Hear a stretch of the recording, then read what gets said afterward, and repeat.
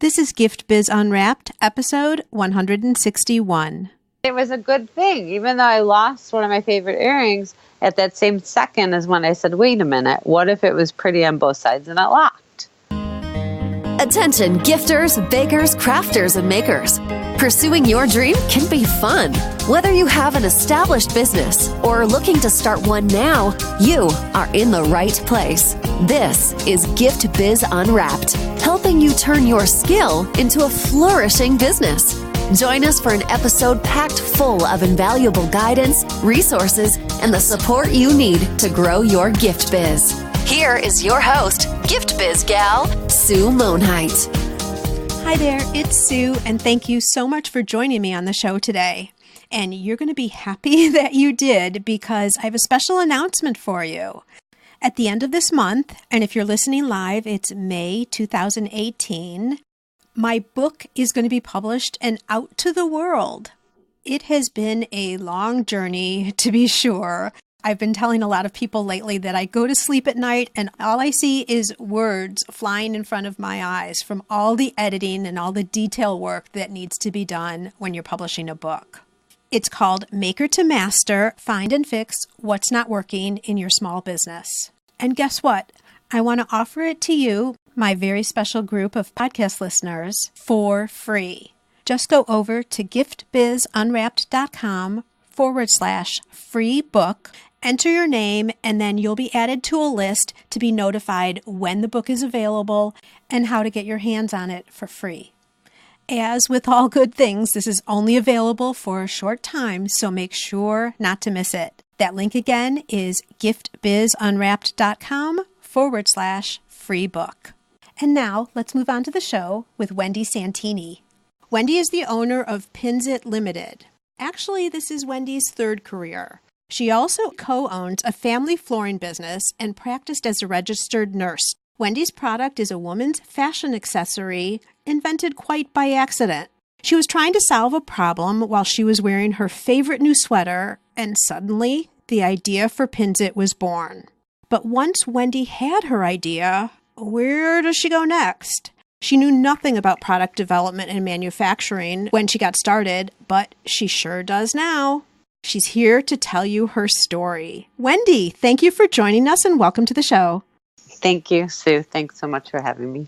I like to start out our show in a little bit of a different way, Wendy, and that is by having you describe yourself through the image of what would be your ideal motivational candle. So if you were to share with us what your candle would look like that really resonates with you, what color would it be and what would be the quote on your candle?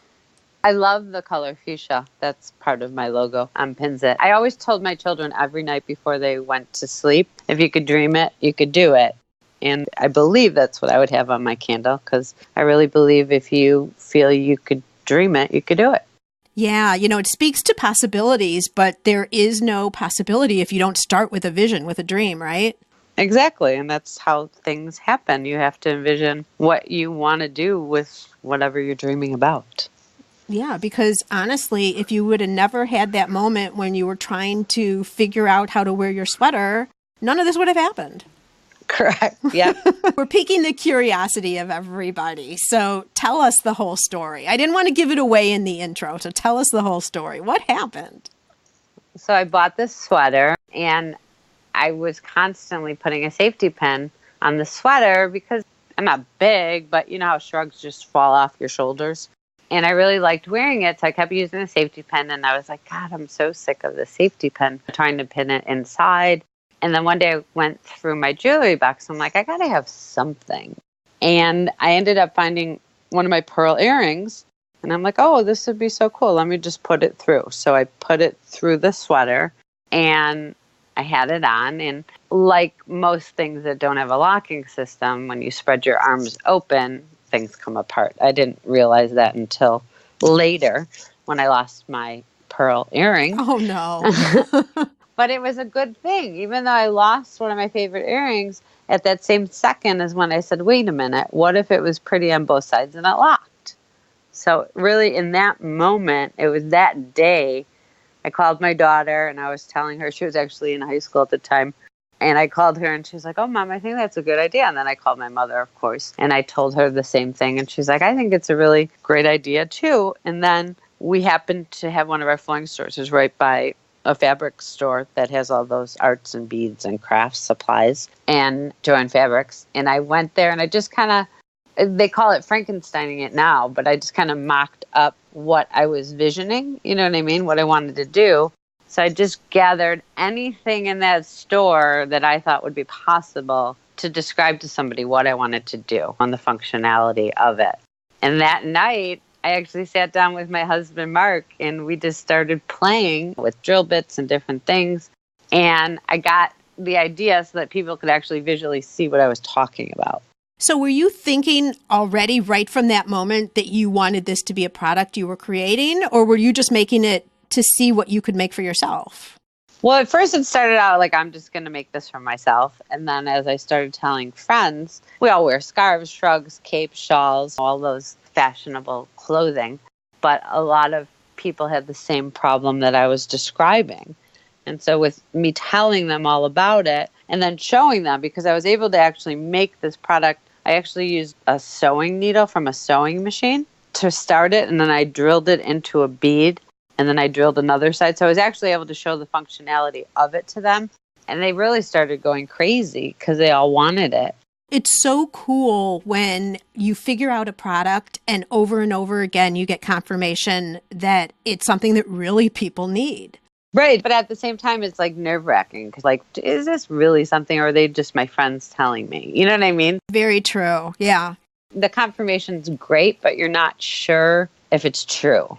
So what ended up happening, my best childhood friend, who's like my brother, is a patent attorney and an engineer.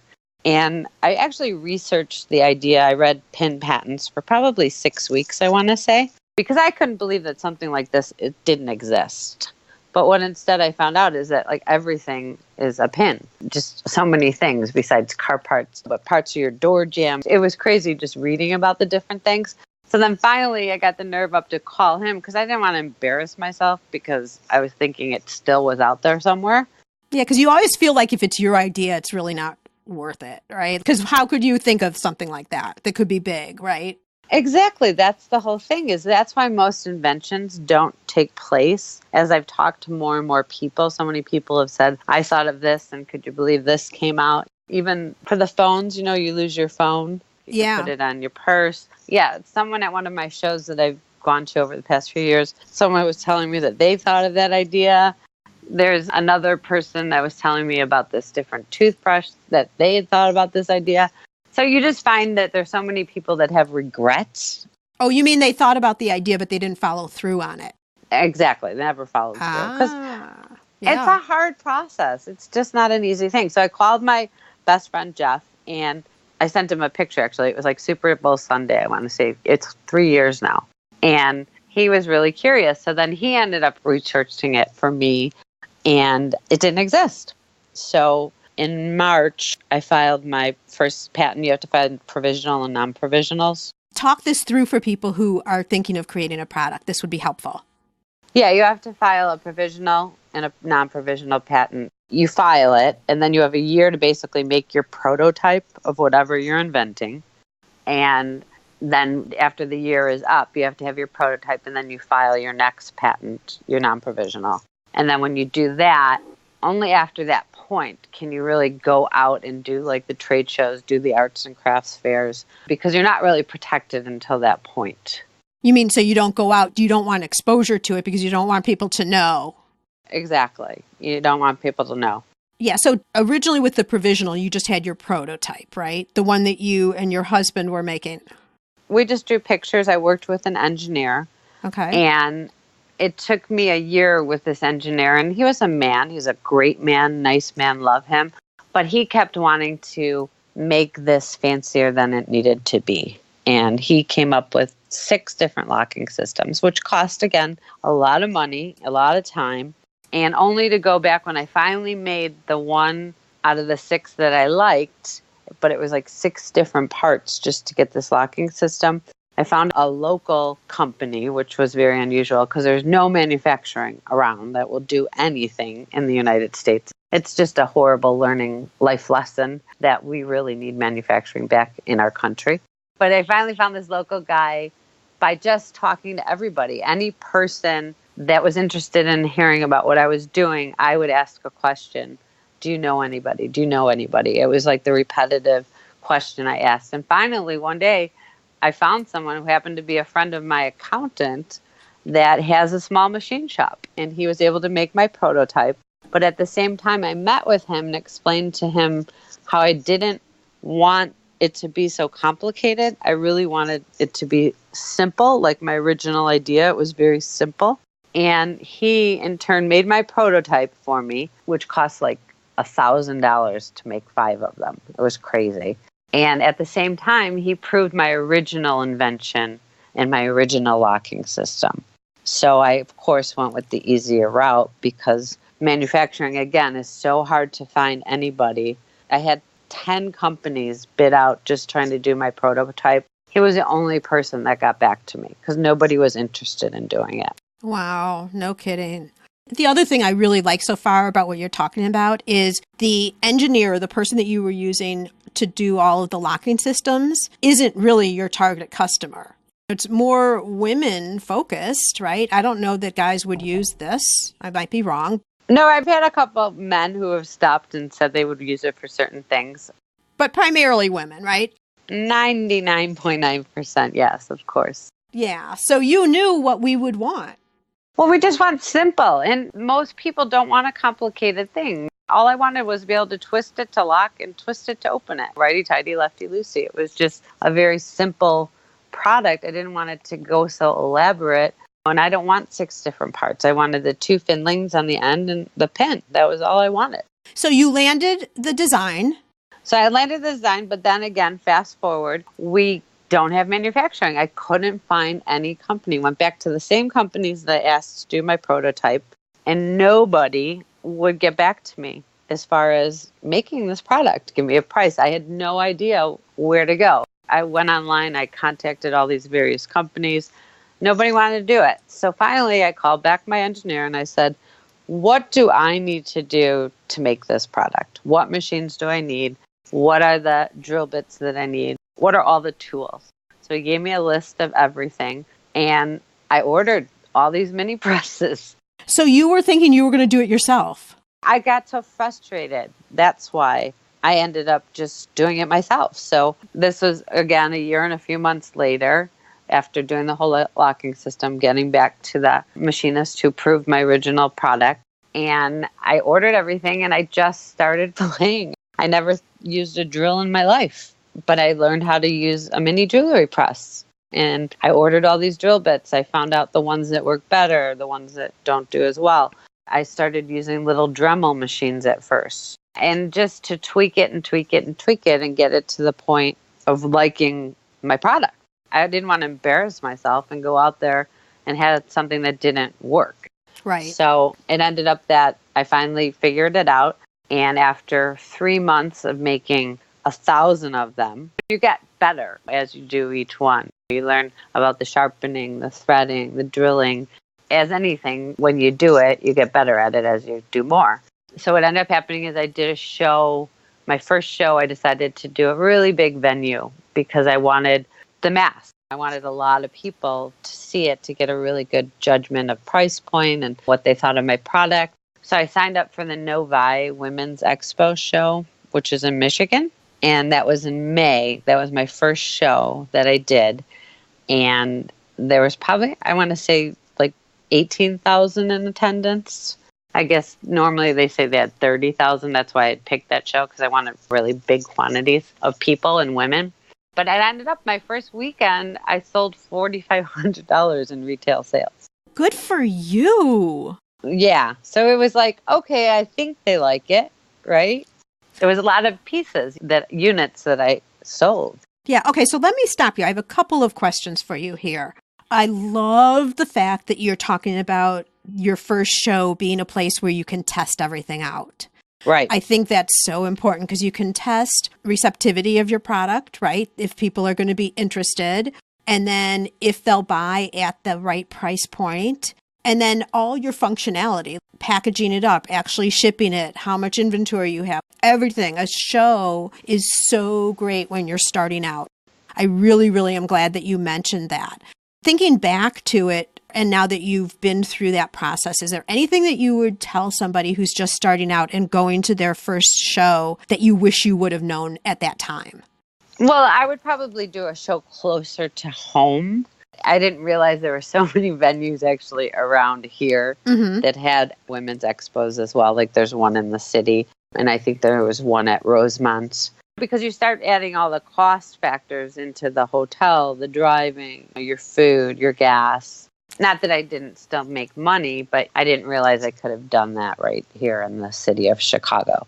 And do you feel like you needed to go to as big a show? Could you have gone to a smaller show closer and gotten the same information? Obviously, not necessarily the same sales, but the same learnings that you were looking for. I don't know. I think the Women's Expo, there's a lot of great people, a lot of great experience with those shows. Not that I really love doing them, to be honest with you. Most women's expos, the people tend to just want everything for free. I know that sounds horrible, but they promote a lot of grocery stores that bring in stuff. A lot of people go to them for what they call freebies. So they just more giveaways. So just from experience, I don't mean to be rude. No, we want the truth here, Wendy. Yeah, I wouldn't really recommend them. I did a second expo in Arizona because my kids go to school out there. And it was a great show again. You meet lots of wonderful women and people like yourself, but it's a lot of money. It seems like it's triple the money that you could do just a regular other show. Okay, gotcha. So an art fair could cost you $350 for a space. Maybe could go up to as high as $1,000, but the expos are well over $1,000 generally. Right. It's just money, and it just took the price point of your product. My price point is $15, so I have to sell a lot of pins when I'm doing a big show like that, which I do, but I could say you could probably make the same amount of money just doing a local, smaller show. So when you went to that first show, Wendy, did you already go in thinking the price point was going to be 15? No, I thought the price point was going to be 20 because I was basing it on time. And first I spent so much time making each and every one. But as the show went on, I actually started just in the morning for a few hours, and I made plenty of sales at 20, but I found that everybody likes a gimmick more. So I did 15 and 2 for 25. Oh, there you go. Yeah, I was playing back and forth with that, but I think my husband was like, you should try for 20. You put so much time into it. But I didn't really see the value at 20. I thought 15 was a better price point. And did you see most people were then going for the 25 deal instead of the 15? Yeah, 90% of the sales that I make at pretty much all of my shows are 2 for 25. And it's always like a friend or a sister, or they're buying a gift, so they always feel the value of 2 for 25. Right, because you want one for yourself and then one to give someone else, right? Yeah, and I'm going to stick with that price point. I think it's a great price point. Just wait until you hear what Wendy does next. We'll hear that right after a word from our sponsor. This podcast is made possible thanks to the support of the Ribbon Print Company. Create custom ribbons right in your store or craft studio in seconds. Visit theribbonprintcompany.com for more information.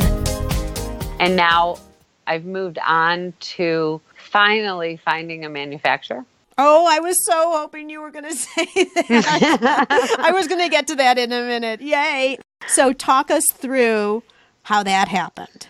So again, when you're doing anything new, you just have to talk to everybody. You have to just ask question after question after question. And everybody at these shows, like you said at the beginning, they're just like you or me. There's a lot of first timers, but there's a lot of people that have been doing this for 10, 20 years. So I just kept asking. And finally, just recently, I did a show in Schaumburg. And the man next to me, he was a manufacturer. It was meant to be, Wendy. It was crazy. It was just crazy. So I just couldn't believe it. So I had him sign my NDA because my attorney makes everyone I talk to sign an NDA. And I gave him my samples of my top 10 products. And he said, I will be in touch with you in January. And he was in touch with me in January, and I just received on Friday my first sample of my manufactured product. And what's the verdict? Is it good? It's great. He did a great job.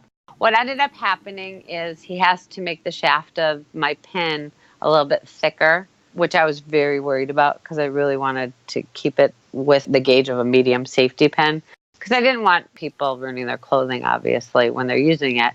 But primarily, my product's meant for sweater materials. It's really the sole purpose of keeping your shrugs, your scarves, your shawls, mostly knit material closed. So I tried it on with every single item in my closet that I would wear it with, and it didn't ruin any of the materials. So it was a success. That's a beautiful thing for sure.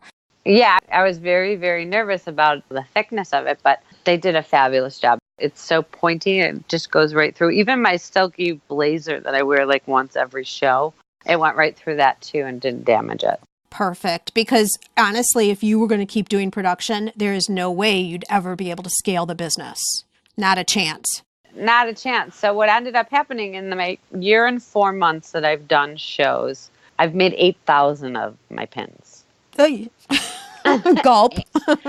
8,000. And I'm not your typical person I'm the owner of the business, so I put so much of me in it, and I want it to be perfect. So even though I've tested it, broken it down by the hour, how many I could drill, how many I could put together, etc., it still ends up a lot more time because it's my name on it. I'm putting it out there. I'm in front of you for every show that I've done, and I want it to be perfect. So out of the 8,000, I've only had a handful of them get returned, and I just give them a new one. There you go.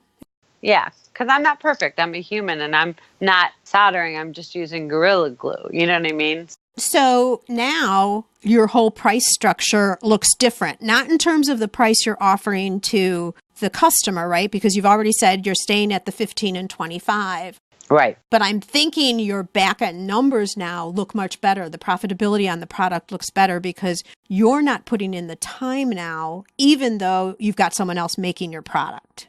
Right. Yeah. So it's much more free time for me. The only issue I'm working on at the moment now is packaging, which is another learning process. Like everything you're doing when you're inventing your product, each step takes time to figure out. So again, I'm reaching out to all my contacts. My best friend owns a company who is worldwide, so they deal with a lot of packaging.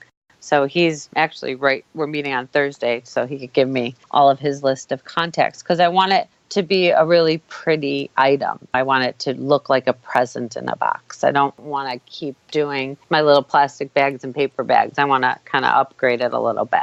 Okay, perfect. So that was the answer to the next question. You're always foreseeing what my questions are going to be, Wendy. So that's perfect. Because my question was going to be to you, now that you have more time, what are you doing to advance the business? So you've just said now the next thing you're looking at is the packaging. You want to upgrade it and all of that. The one thing that I hear you continuing to say that's helped you move to the next step over and over again through your story is reaching out to others and seeing who they know, right? So that you did that for your legal, you did that for your product sourcing now that you have a factory that can make for you, and then now you're doing it again with your shipping. How are you approaching or finding people or starting those conversations? I mean, I talk to so many people, obviously, because I'm in retail, but it's just asking anybody in the conversation. You don't always want to be talking about yourself and your product, obviously, but my real estate broker, he is the one that put me in touch with the engineer. And then my engineer is the one that helped me with all the ordering.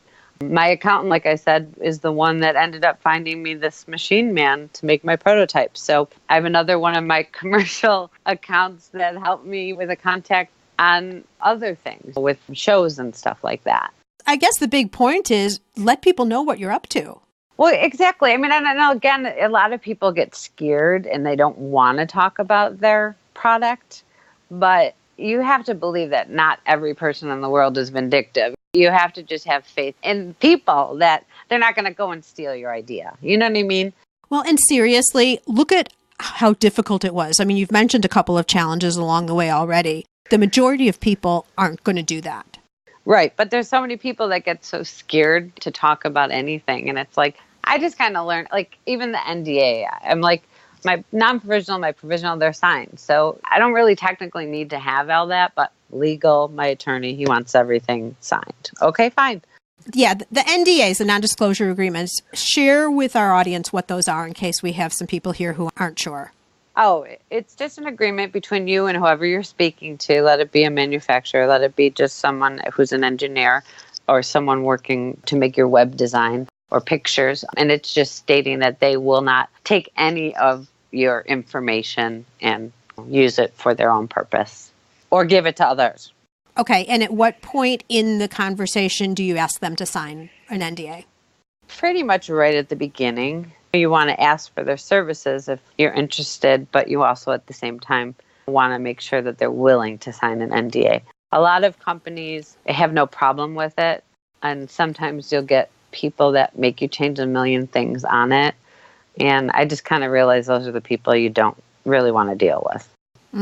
Good point. Well, it's just more legal fees for yourself. And if they're making you take all this information out, then they're really not going to want to work for you anyways. Right. If it seems too difficult, you're probably going to run into trouble later, too. I think that happens with lots of different things, including customers. If you have someone who's just so challenging, it's better to just agree that there isn't good synergy there or whatever and move on to something else. And our flooring stores, we call it the 2% rule because there's just 2% of the people that you just, as much as you try to please everybody, you just can't please everybody because people, we're all human and we all have different expectations, I guess. That's a very wonderful and nice way of saying that. I like it. I like it. I want to take you back to that first show again. How did you set up your initial display? So you're starting from really just your product. What did you do to get started in that? Oh, that was hilarious. And when I think back to that, we ended up renting a trailer and I brought everything humanly possible that I can think of to the show. It was hilarious. This particular show, you had to have flooring in your space. So I brought a 12 by 15 piece carpet and it was a 10 by 10 space. My tables, I did a mock-up in my basement. So I wanted to have 6 tables that were each 5 feet by 2. And I wanted to go the perimeter. I wanted to have all my mannequins. I brought like 6 mannequins. And I didn't really have anything but like 2 picture frames that I laid my product loosely, each one on them. They're glass picture frames. They're really actually kind of neat. But in retrospect, I was so unorganized. When I think back, I feel sorry for the people that had to sit there and wait because I had plastic bags with 40 different styles of my product. Because that's when I started. I had so many different ones that I wanted to put out there, but I wasn't smart enough at the time to have an organizational system in place. Okay, and so how has that changed now today? Oh my God, now I have 2 filing boxes. They're pretty because everything when you're doing a show has to be pretty. So I found these black great boxes at Michael's or Joann Fabrics and I just put file folders in them and I labeled each file folder with the style of the design and I have them organized and all filled up before the show starts. And then I have a third basket that has all my bags with my thank you notes and my cards and my labels. And now I find a product in 5 seconds as opposed to 5 minutes. Which you're right is really, really important because if people have to wait too long, it's not even that they won't necessarily wait. It's that they'll get distracted by another booth or their friend will come in and say, oh my gosh, you've got to see this. You've got come. I want to show you something. And then sometimes they forget to come back.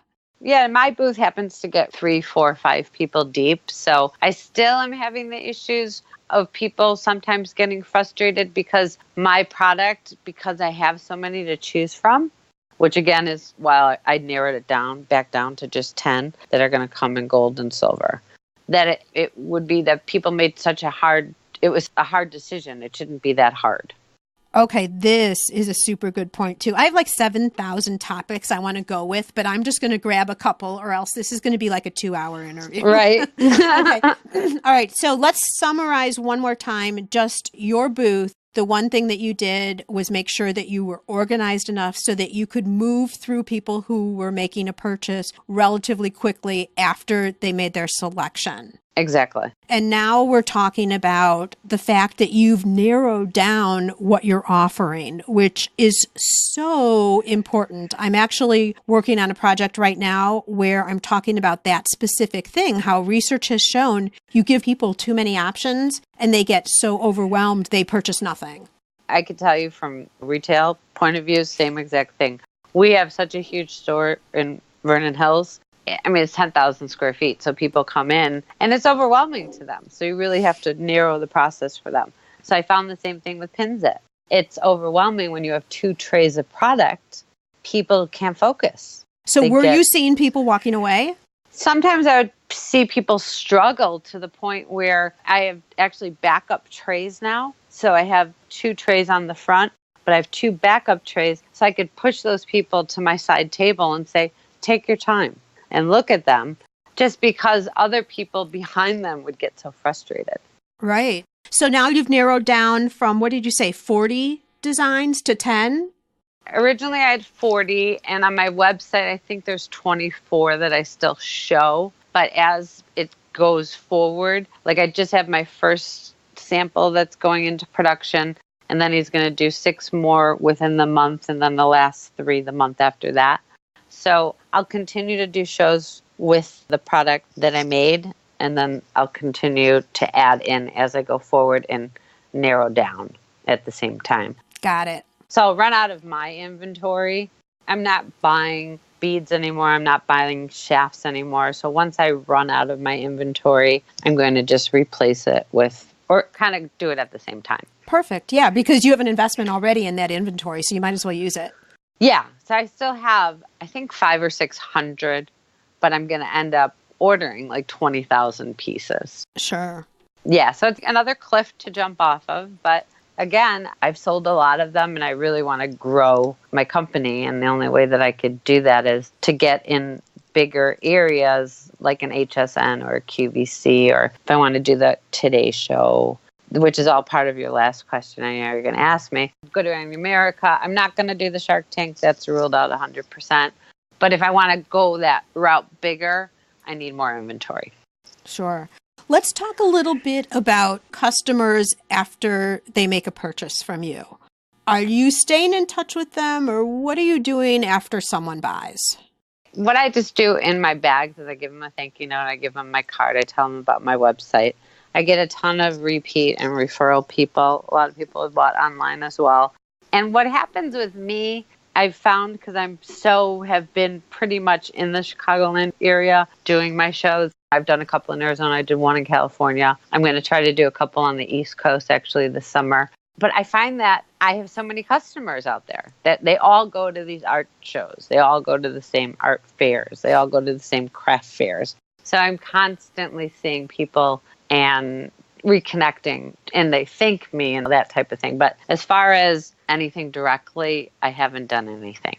Okay. That may be a next phase down the road.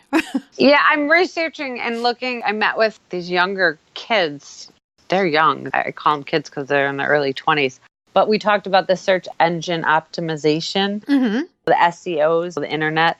And my type of product, again, it's so specific. You put in every word, a sweater, you put in pin, you put in sweater pin.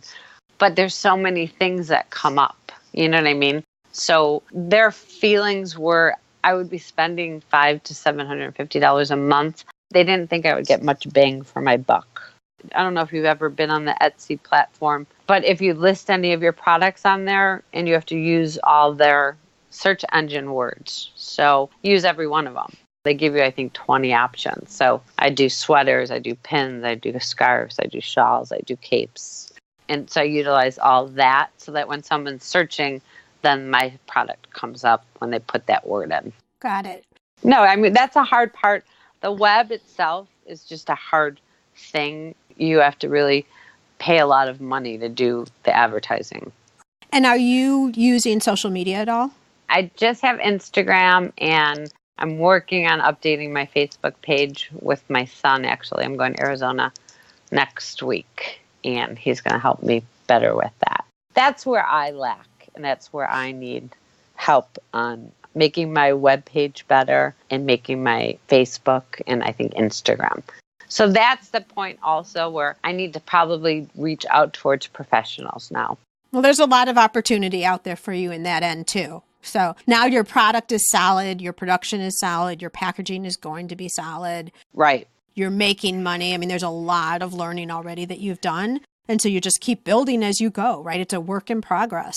It's always a work in progress. So my next step is just, like we said, the packaging. And I need to work on my social media and my web design and my photographs. So once I end up finally getting my 10 that I'm going to manufacture in the 2 colors, I'm going to work with a professional to actually take pictures. And again, someone recommended, like, even going to a college. They said there's probably lots of kids that are willing to take it that are just learning. You know what I mean?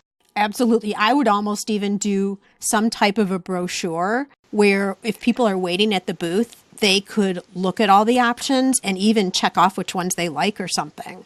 Exactly. That's a great idea. Yeah, but going to a local college, because you can get them for free many times, or high schools even, Wendy, because they're doing college applications. So if they could come in and even intern with you, not necessarily in your location, but they could do something for you. They can use that then for their college application. Exactly. Yeah, they said the same thing for both, for web design and for photography.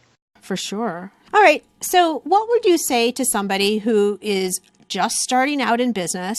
Maybe they have invented something like you're talking about, or maybe they make cupcakes or knit scarves, or they're hand doing beaded jewelry, any of that, but they haven't gotten started yet. What would you say to that person? Well, I would recommend probably that asking, where do you want to go with this? Do you want to be bigger? Do you want to see more people? And I would probably recommend that they do maybe a craft fair to start. A smaller venue sometimes is easier than doing what I did. But it's less money, it's less costly. But you generally, even a small craft fair will bring in a couple thousand people. So at least you'll get some type of survey that'll be factual. You know what I mean? It'll give you an indicator. If there's 2,000 people and 25 bought, maybe there is some interest. You know what I mean? Yeah, and you get to interact with your customer too. That's the other thing about craft shows. You can talk to them, you can see what their thinking is, you can observe. But I like what you said initially, which is have a vision, have an idea of where you think you want it to go, and then do a craft fair to reinforce or see where you might need to adjust to get to where you're planning on going. Right, exactly. And a lot of people, like myself, I mean, I started up, I didn't know anything. I didn't know what I wanted to do. I knew I wanted to get my product out there. I really feel that every female in the United States or the world can use my product on some form of clothing that they own, because we all just have something in our closet that we always want to pin. But I had no idea at the point. I had an invention. I thought it was great. I thought everyone could use this. I solved a problem. But you don't really think at the beginning that you're going to be everywhere. You know what I mean? Because you're always protecting yourself too. You have to take opportunities as they present themselves to you too, and you never always know what those are going to be as you start going. Right, but you also have to remember, on the other hand, you never know who you're talking to at one of these events. It could be the owner of a bakery. It could be the owner of a boutique. It could be the buyer for Nordstrom. You never know when you go to a show who you're going to meet. So that keeps it really interesting and keeps you pretty professional too. Good point. Or you should be anyway, right? It's something to remember so that you are. Well, you just have to always remember that you don't know who you're really talking to. That's true. Kind of something to think about. Yeah. So, Wendy, at this point, I want to invite you to dare to dream what is coming in your future. What's next that you don't know about, okay? I'd like to present you with a virtual gift. It's a magical box containing unlimited possibilities for your future. So this is your dream or your goal of almost unreachable heights, because I really want you to stretch. So something you really would wish to obtain. Please accept this gift and open it in our presence. What is inside your box? I think I've already given that away. You got to tell us again right here. I think it would be QVC or HSN. That would be my goal to get to those places. part of the reason why I asked this question is for people to put it out in the environment, like the law of attraction thing. Mm-hmm. And your product, I could totally see on one of those. I mean, it's just perfect. It's a perfect fit for things that they sell there, right? Yeah, they just told me I'm not ready yet. One of the other things, just to go back to, is from my first show, I met some people that I still talk with today. It's a year and a half later. And they are people that have other contacts that have helped me make more contacts too. And one of them happens to be, she just recently signed a contract with HSN. So it's pretty exciting. Not for me, for her. But it's an avenue that maybe when I'm ready, I'll reach out to. Yeah, I mean, you've got to get your production in line because if you sell a ton of Pinzits, you've got to be able to deliver. Well, exactly. Right. And so that brings me to starting more on a smaller venue like The View, how they have their steals and deals, and Good Rain America has it as well. And Access Hollywood has it. And Today's Show has it. So there's a lot of those ones. I don't need to have 10,000 of each item where you need that for HSN. Well, you are a woman with a plan. I am. I'm doing the grind. I'm having fun. And now I'm just investing more money. But that's, again, what you have to do when you're building a business. For sure. So how can our listeners see what Pinzit is all about, Wendy? Where would you direct them? They could go to www.pinzit.net. And that's my website. All right. Well, thank you so much. I really appreciate you walking through your entire story. Where would we be in this world if you didn't move forward and make this? Because I have a Pinzit. I use it all the time. So does my friend Barb, because the way I ran into you was at a craft show. And so I'm like, wait a minute, this is really, really good. Let's find out what the story is. And we talked a little bit, if you recall. And I'm like, okay, stop. Don't tell me anymore. Will you be on the show? Right. Will you be on the podcast, right? But it's such a great thing. And your biggest overall message is, I think, for our whole audience, is if you have an idea, take action on it before somebody else does, because someone else might come up with the same thing, because we all had the same problem, right? Right. Exactly. But you are the one who actually took action, was really resourceful in figuring out how to get it done. And look, you're well on your way. So congratulations with that. I wish you all the best, and we are going to keep track of you for sure. Thanks, Sue. I appreciate everything. Have a great day. You too. This episode is all wrapped up, but fortunately, your Gift Biz journey continues. Are you eager to learn more? Our Gift Biz Gal has a free download just for you. Head over to giftbizunwrapped.com/12 steps to get your copy of the 12 steps to starting a profitable gift biz. Don't delay. Head over to giftbizunwrapped.com/12 steps today. And until next time, happy business crafting.